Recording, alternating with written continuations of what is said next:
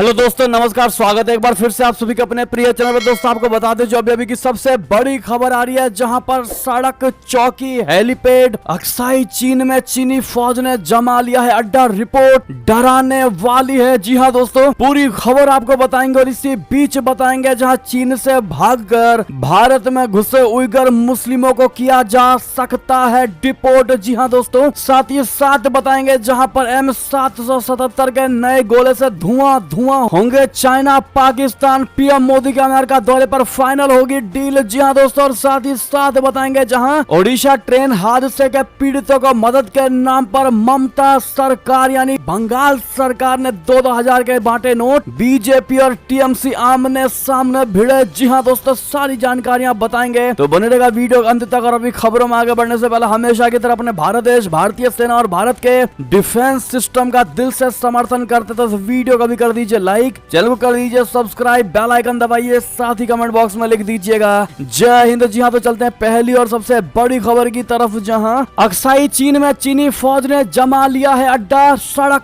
चौकी, helipad, report है डराने वाली। बता दें ब्रिटेन के थिंक टैंक चैथम हाउस की रिपोर्ट डराने वाली है। इसमें अक्साई चीन के सैटेलाइट इमेज के जरिए बहुत बड़ा दावा किया गया है। भारत के लिहाज से यह बेहद महत्वपूर्ण है। रिपोर्ट कहती है कि अक्साई चीन में चीन ने सड़कों, चौकी और दूसरे इंफ्रास्ट्रक्चर का विस्तार किया है। इसके तहत पार्किंग क्षेत्रों और सौर पैनलों से लैस आधुनिक वेदर प्रूफ कैंप बना दिए गए हैं। रिपोर्ट के मुताबिक ये विश्लेषण अक्टूबर 2022 से 6 महीने में ली गई सैटेलाइट इमेज पर आधारित है। इसके अलावा कई संकेत मिले हैं जो चाइना की बढ़ती आक्रामकता को दिखाते हैं। पता चलता है कि चीन ने वास्तविक नियंत्रण रेखा में अपनी और बुनियादी ढांचे को बढ़ा दिया है। मई 2020 में भारत के साथ सैन्य गतिरोध के बाद से उसने इस पर बहुत ज्यादा फोकस किया है। रिपोर्ट में कहा गया है कि चीनी सेना यानी PLA अब अक्साई चीन ने मजबूती से अड्डा जमा लिया है। उसके हटने की गुंजाइश नहीं है। अक्साई चीन झील के पास सामने की ओर से विवादित क्षेत्र में हेलीपोर्ट बनाया जा रहा है। जी हाँ दोस्तों, जो कि भारत के लिए बड़े ही चिंता का विषय है दोस्तों, और कहीं ना कहीं भारत को लेकर भारतीय सेना को अलर्ट करने वाली खबर है दोस्तों। बहरहाल इस पर आपकी जो भी राय हो, लेकिन एक चीज तो क्लियर है इन खबरों से कि चाइना दोस्तों न जाने किस चीज का भूत है, ना बातों से मान रहा है ना लातों से, लेकिन कितना भी समझा लिया जाए चीन को दोस्तों वो मान ही नहीं रहा है और लगातार LAC के पास नई नई चीजें कर रहा है। दोस्तों इस पर आप क्या जवाब देना चाहेंगे? साथ ही साथ एक और बड़ी खबर आपको बता दें, जहां चीन से भागकर भारत में घुसे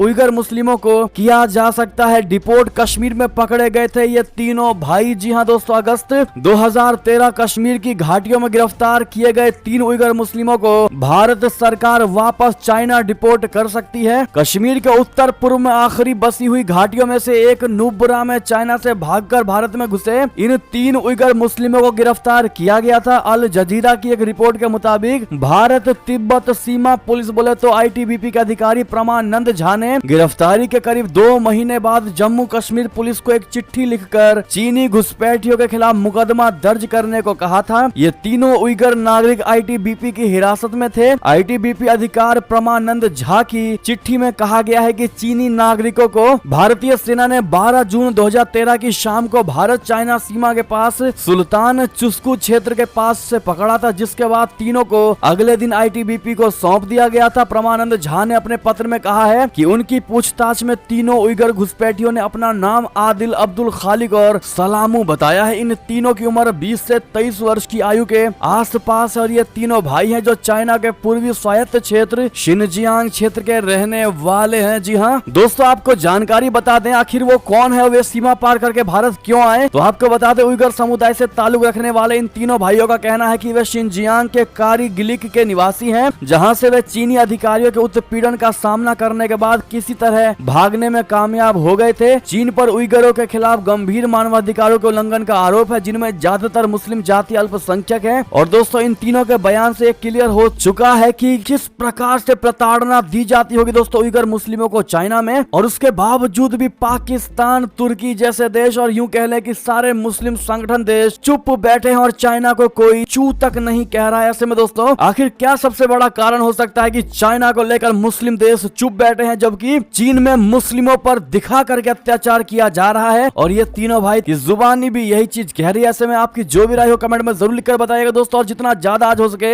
इस वीडियो को शेयर करिएगा व्हाट्सएप फेसबुक पर। चलते हैं अगली बड़ी खबर की तरफ, जहां M777 के नए गोले से धुआं धुआं होंगे चीन पाकिस्तान। पीएम मोदी के अमेरिका दौरे पर फाइनल होगी डील। बता दे प्रधानमंत्री नरेंद्र मोदी जी इस महीने के आखिरी हफ्ते में अमेरिका के दौरे पर जा रहे हैं। इस दौरान भारत और अमेरिका में कई रक्षा समझौते होने की संभावना है। इन्हीं में से एक है M777 होवित्जर की लंबी दूरी तक मार करने वाले गोले की डील। पीएम मोदी जी के वॉशिंगटन पहुंचने से 2 हफ्ते पहले अमेरिकी रक्षा मंत्री लॉयड ऑस्टिन भारत आए हैं। इस दौरान उन्होंने भारत और अमेरिका में होने वाले रक्षा समझौते को लेकर रक्षा मंत्री राजनाथ सिंह के साथ चर्चा की है। बैठक के दौरान तेजस लड़ाकू विमान के इंजन का भारत में निर्माण पर भी सहमति बनने के आसार हैं। भारत और अमेरिका के बीच लंबे समय से अटके MQ-9B सी गार्जियन ड्रोन की डील भी फाइनल हो सकती है। जी हाँ, बता दें कि भारत पिछले कई साल से M777 होवित्जर का इस्तेमाल कर रहा है। इस गन को खासतौर पर चाइना से लगी सीमा पर तैनात किया गया है। बाकी तोपों की अपेक्षा वजन में हल्का होने के कारण M777 को आसानी से पहाड़ी इलाकों में तैनात किया जा सकता है। ऐसे में चीन का मुकाबला करने के लिए भारत को M777 के नए गोले की बहुत ज्यादा आवश्यकताएं हैं। साथ ही साथ दोस्तों एक और खबर बता दें, जहां चेतावनी के बावजूद भी सिडनी में हुआ जनमत संग्रह, खालिस्तान जिंदाबाद के लगे नारे। बता दें पंजाब केसरी में छपी बड़ी खबर, ऑस्ट्रेलिया के प्रधानमंत्री एंथनी अल्बनीज की चेतावनी के बावजूद सिडनी में खालिस्तान जनमत संग्रह कार्यक्रम आयोजित किया गया, जिसमें बड़ी संख्या में खालिस्तान समर्थक शामिल हुए। इस दौरान खालिस्तानी समर्थक खालिस्तान जिंदाबाद के नारे लगाते नजर आए। इससे पहले 4 जून को सिख फॉर जस्टिस का जनमत संग्रह कार्यक्रम होने की बात सामने आई थी, लेकिन सुरक्षा एजेंसियों की सलाह पर कार्यक्रम की बुकिंग रद्द कर दी गई थी। इसके बाद भिंडरावाले की 39वीं बरसी पर कल खालिस्तान जनमत संग्रह सिडनी के पास एक निर्माण स्थल पर हुआ। आयोजकों ने फ्री बसों के जरिए बड़ी संख्या में लोगों को शामिल करने की कोशिश की। मेलबोर्न और ब्रिस्बेन जनमत संग्रह में मतदान करने वाले परिचित चेहरे भी इसमें शामिल हुआ। उल्लेखनीय है कि प्रधानमंत्री नरेंद्र मोदी के ऑस्ट्रेलिया दौरे के बाद खालिस्तान समर्थकों का बहुत बड़ा झटका लगा था। सिडनी मैसोनिक सेंटर ने विवादास्पद संगठन सिख फॉर जस्टिस की योजनाओं को खारिज कर दिया था। इससे पहले ये कार्यक्रम 4 जून को सिडनी मैसोनिक सेंटर में होना था। इतना ही नहीं दोस्तों, ऑस्ट्रेलिया दौरे के दौरान प्रधानमंत्री एंथनी अल्बनीज ने भी आश्वासन दिया था कि उनकी सरकार चरमपंथी तत्वों के खिलाफ कड़ी कार्रवाई जारी रखेगी, लेकिन उसके बावजूद भी दोस्तों चेतावनी को दरकिनार कर विवादित संगठन सिख फॉर जस्टिस ने सिडनी में खालिस्तान जनमत संग्रह कार्यक्रम आयोजित करके अपने नापाक इरादों को साफ कर दिया है। बहरहाल क्या ऑस्ट्रेलिया में इतनी मजबूत सरकार नहीं है दोस्तों? क्या ऑस्ट्रेलिया का डिफेंस सिस्टम इतना मजबूत नहीं है कि इन खालिस्तानियों को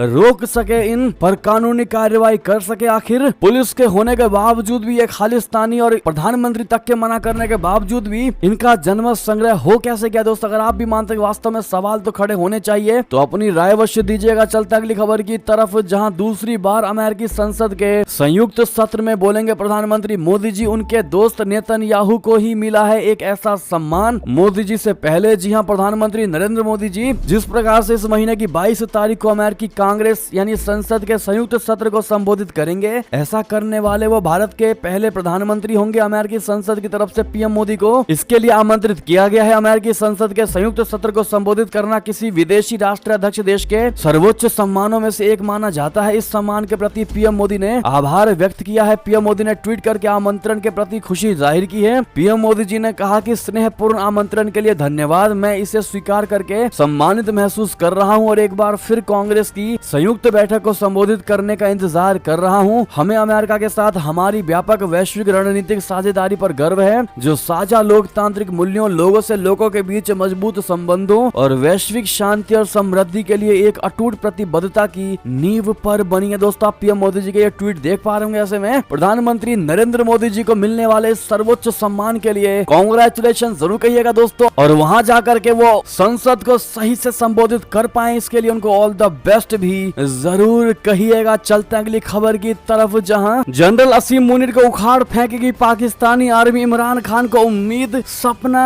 या उसकी बेवकूफी? जी हां, पाकिस्तान में राजनीतिक संकट गहराता जा रहा है। पूर्व प्रधानमंत्री इमरान खान और पाकिस्तानी सेना के मुखिया जनरल असीम मुनीर के बीच टकराव इस संकट को और हवा दे रहा है। अब देश के जर्नलिस्ट इमरान शफकत ने कहा है कि पाकिस्तान तहरीक इंसाफ यानी पीटीआई के मुखिया इमरान को उम्मीद है कि अगले अगले 2 हफ्तों में जनरल मुनीर के खिलाफ बगावत होगी। सिर्फ इतना ही नहीं, इमरान खान ने तो जनरल मुनीर के कोर्ट मार्शल की भी बात सोच ली है। 9 मई को हुई हिंसा के बाद अपने ब्लॉग में इमरान शफकत ने ये बात कही है। इमरान ने ब्लॉग में लिखा है कि पूर्व पीएम के करीबियों ने उन्हें इस बात का भरोसा दिलाया है। हालिया ब्लॉग में इमरान ने 9 मई की घटनाओं पर टिप्पणी की है। इमरान शफकत ने कहा कि पूर्व पीएम को उनके विश्वास पात्रों ने भरोसा दिया है कि अपने आने वाले हफ्तों में सेना के अंदर ही जनरल मुनीर के खिलाफ विद्रोह शुरू हो जाएगा। पत्रकार ने कहा कि इमरान के एक करीबी शख्स ने उन्हें मीटिंग की कहानी बताई। दोस्तों साथ ही साथ आपको बता दें, जहां कोर्ट की फटकार के बाद रिहा हुए शाह महमूद कुरैशी पीटीआई छोड़ने से कर दिया इनकार, इमरान से करेंगे मुलाकात। जी हां, पाकिस्तान के पूर्व विदेश मंत्री शाह महमूद कुरैशी को अदालत के आदेश के बाद मंगलवार को रावलपिंडी जेल से रिहा कर दिया गया। वो 9 मई के हिंसक विरोध प्रदर्शनों के बाद गिरफ्तार किए गए इमरान खान की पार्टी के कुछ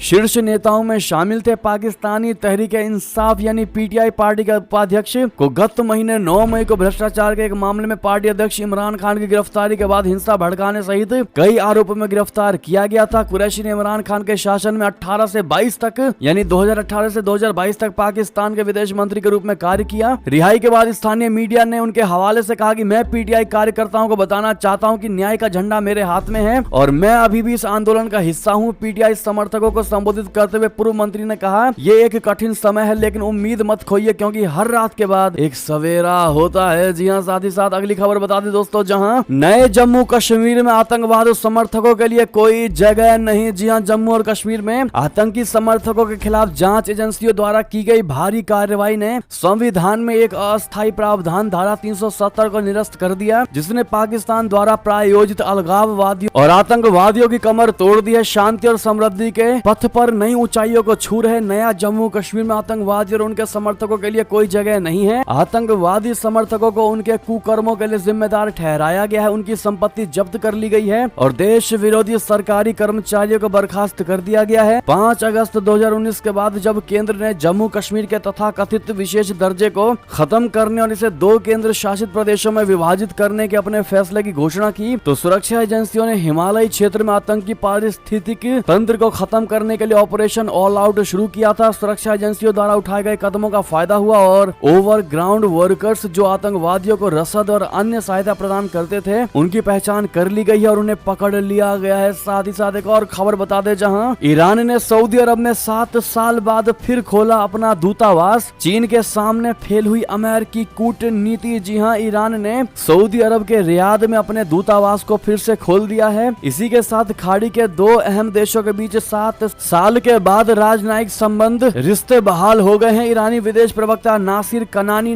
ने एक दिन पहले ही कहा था कि रियाद में ईरानी दूतावास, जेद्दा में महावाणिज्य दूतावास और इस्लामिक सहयोग संगठन के स्थायी प्रतिनिधि का कार्यालय मंगलवार और बुधवार को आधिकारिक तौर पर फिर से खुल जाएंगे। चीन की मध्यस्थता में ईरान और सऊदी अरब मार्च में राजनयिक रिश्ते बहाल करने पर सहमत हुए थे। इसे अमेरिका के लिए बहुत बड़ी कूटनीतिक हार मानी जा रही है। बता दें कि सऊदी अरब ने 2016 में ईरान के साथ अपने राजनयिक रिश्ते तोड़ दिए थे। दरअसल सऊदी अरब में एक अहम शिया धर्म गुरु और 46 अन्य लोगों की मौत की सजा देने के बाद ईरान में भड़के प्रदर्शनों के दौरान तेहरान और मशहद शहर में सऊदी राजनयिक मिशन पर हमले किए गए थे। कनानी ने कहा कि हज करने के लिए सऊदी अरब जाने वाले ईरानी तीर्थ यात्रियों की मदद के लिए रियाद में ईरान के दूतावास और जेद्दा में इसके महावाणिज्य दूतावास ने पहले ही काम करना शुरू कर दिया है। अगली एक और बड़ी खबर आपको बताते, जहां हर जगह घुसने की कोशिश, भारत के साथ सीमा विवाद में अमेरिकी दखल से चीन को लगी तगड़ी वाली मिर्ची। जी हां, भारत चाइना के बीच संबंध स्थिर है। बात अगर सीमा विवाद की है तो ये भारत और चीन का मामला है, मैटर है। किसी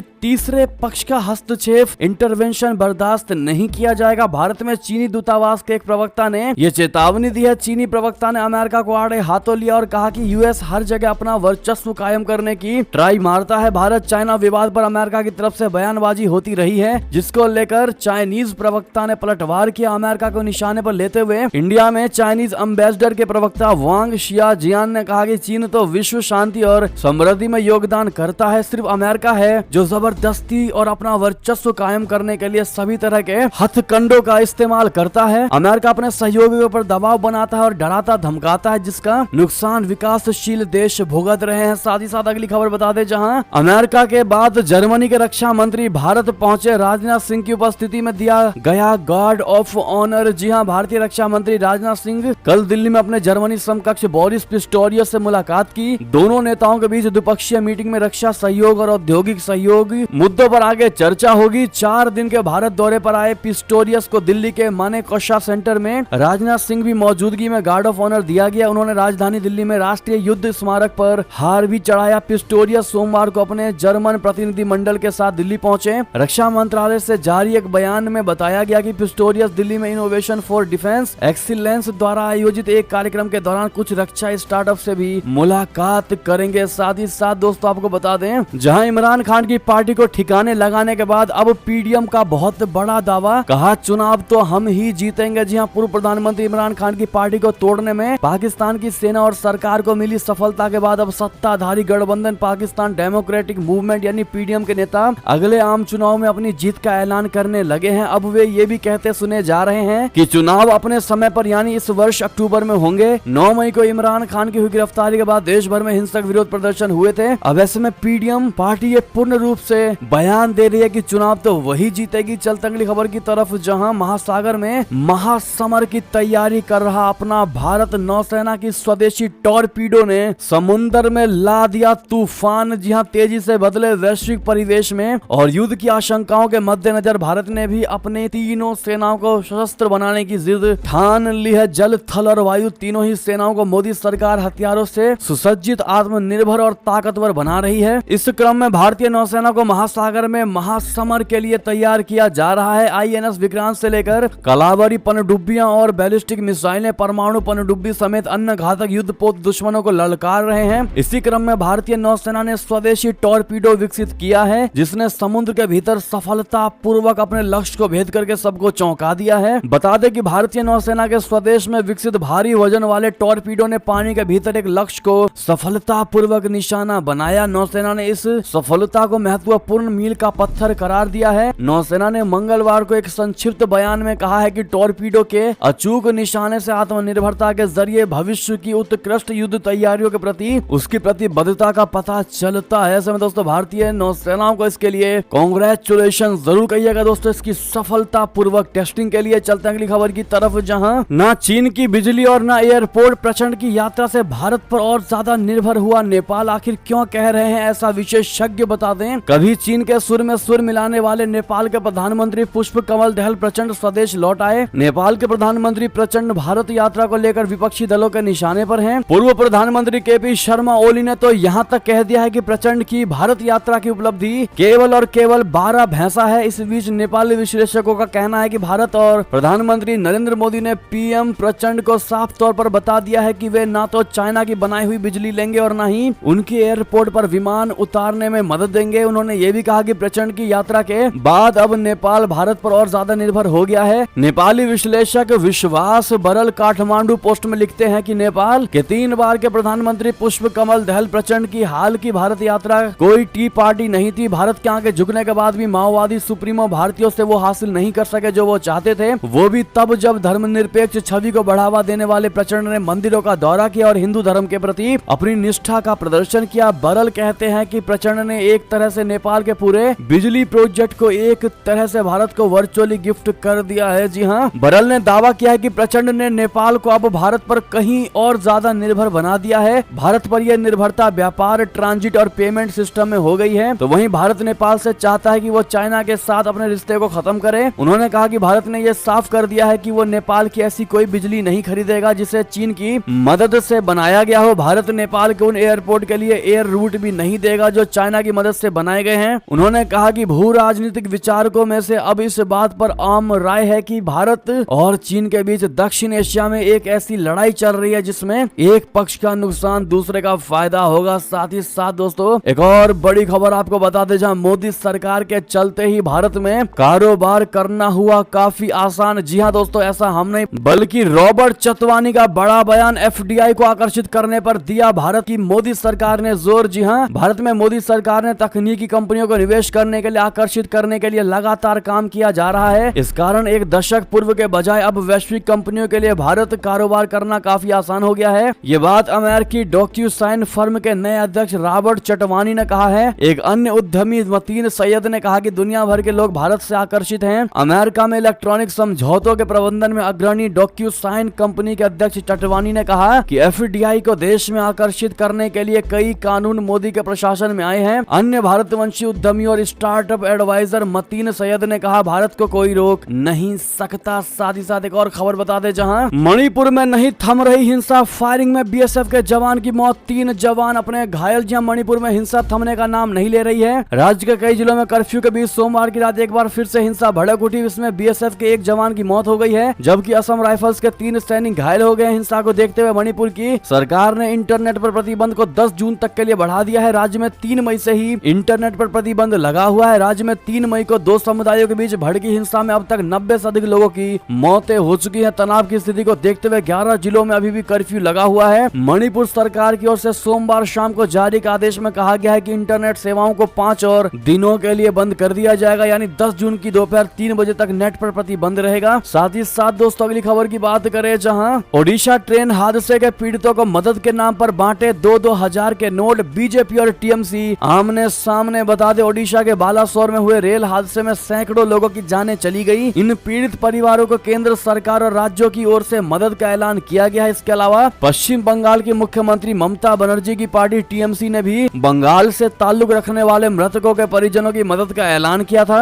ऐसे में पश्चिम बंगाल बीजेपी के प्रदेश अध्यक्ष सुकांत मजूमदार का दावा है कि बंगाल के एक मंत्री ने, यानी टीएमसी के मंत्री ने मृतक के परिवारों को 2 लाख रुपए की अनुग्रह राशि दी है। सुकांत मजूमदार का दावा है कि 2000 रुपए के नोटों में आर्थिक मदद की गई है। वो ये भी सवाल उठाते हैं कि इन पैसों का स्रोत क्या है। उन्होंने एक वीडियो ट्वीट किया है जिसमें देखा जा सकता है कि 2 महिलाएं चटाई पर बैठी हैं और एक महिला कुर्सी पर बैठी है। 3 महिलाएं 2000 रुपए के नोटों का बंडल पकड़े हुए हैं। बीजेपी नेता सुकांत मजूमदार इस वीडियो को ट्वीट करते हुए सवाल उठाते हैं कि क्या ये काले धन को सफेद करने का टीएमसी का तरीका नहीं है? क्या 2000 रुपए के नोट दे करके उनको और दिक्कत में डाल दिया गया है या फिर वाकई में मदद की गई है? सुकांत मजूमदार ने अपने ट्वीट में यह भी लिखा कि ममता बनर्जी के निर्देश पर राज्य के एक मंत्री पीड़ित परिवारों को तृणमूल पार्टी की ओर से 2 लाख रुपए की आर्थिक सहायता दे रहे हैं। मैं इस मदद की सराहना करता हूं, लेकिन इस संदर्भ में मैं ये सवाल भी रख रहा हूं कि इस 2000 रुपए के नोटों के बंडल का स्रोत क्या है, कहां से ये पैसा दिया गया है, किस स्रोत के जरिए दिया गया है, कृपया बताया जाए। उन्होंने ये भी लिखा आगे कि वर्तमान में बाजार में 2000 रुपए के नोटों की आपूर्ति कम है और बैंकों के जरिए इन्हें बदलवाने की प्रक्रिया चल रही है। ऐसे में असहाय परिवारों को 2000 रुपए के नोट देकर उनकी समस्याएं और बढ़ा दी गई हैं। दूसरा सवाल यह है कि क्या ये काले धन को सफेद करने का टीएमसी का तरीका नहीं है? दोस्तों, आप लोग क्या जवाब देना चाहेंगे टीएमसी पार्टी के द्वारा किए गए इस कृत्य को लेकर? कमेंट में लिखकर अवश्य बताइएगा। देखते हैं भारत की जनता की इस पर क्या राय है। साथ ही साथ दोस्तों बात करें इसी से जुड़ी खबर की, जहां बालासोर ट्रेन हादसे में सीबीआई जांच पर विपक्ष ने उठाए सवाल। कांग्रेस ने कहा कि हेडलाइन मैनेजमेंट के लिए किया गया है ये कार्य। जी हां, कांग्रेस ने बालासोर रेल हादसे की जांच केंद्रीय अन्वेषण ब्यूरो यानी सीबीआई से कराने के औचित्य पर मंगलवार को सवाल खड़े कर दिए और आरोप लगाया कि सरकार अपनी विफलताओं से ध्यान भटकाने के लिए हेडलाइन मैनेजमेंट में लगी हुई है। साथ ही साथ दोस्तों आपको बता दें, जहां पर हादसे के बाद पहली बार उसी जगह से गुजरी कोरोमंडल एक्सप्रेस 30 की स्पीड से चली ट्रेन। पहली बार लोगों का लगा हुजूम। जी हां, ओडिशा ट्रेन हादसे के बाद पहली बार कोरोमंडल एक्सप्रेस मंगलवार शाम उसी बहानागा बाजार जगह से गुजरी जहां ये दुर्घटना हुई थी। उस हादसे में 288 लोगों की मौत हुई। इस भीषण दुर्घटना के 4 दिन बाद शालीमार चेन्नई कोरोमंडल एक्सप्रेस बहानागा बाजार स्टेशन से गुजरी। चेन्नई से आ रही इस ट्रेन ने मंगलवार को 30 किलोमीटर प्रति घंटे की रफ्तार से दुर्घटना स्थल को पार किया। जब